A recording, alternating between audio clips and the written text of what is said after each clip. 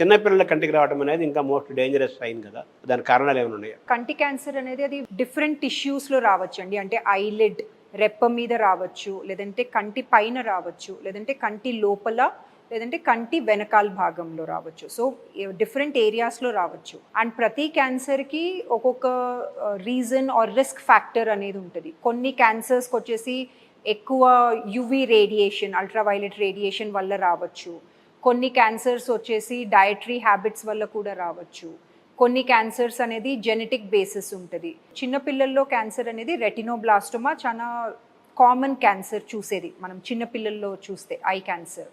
అది వచ్చేసి genetic mutation వల్ల వస్తుంది. అంటే అది ఏది మన ఎన్వైర్మెంటల్ ఫ్యాక్టర్స్ కానీ లేదంటే డయట్ వల్ల కానీ అట్లాంటి ఫ్యాక్టర్స్ ఏమీ ఇన్ఫ్లుయెన్స్ ఉండదు. అది జెనెటిక్ మ్యూటేషన్ వల్ల వస్తుంది, ఒక జీన్లో మ్యూటేషన్ వల్ల వస్తుంది అది. అండ్ బికాజ్ అది జెనెటిక్ మ్యూటేషన్ వల్ల వస్తుంది కాబట్టి అది ఈవెన్ ఫ్యూచర్ జనరేషన్స్కి పాస్ ఆన్ అయ్యే ఛాన్సెస్ కూడా ఉంటుంది.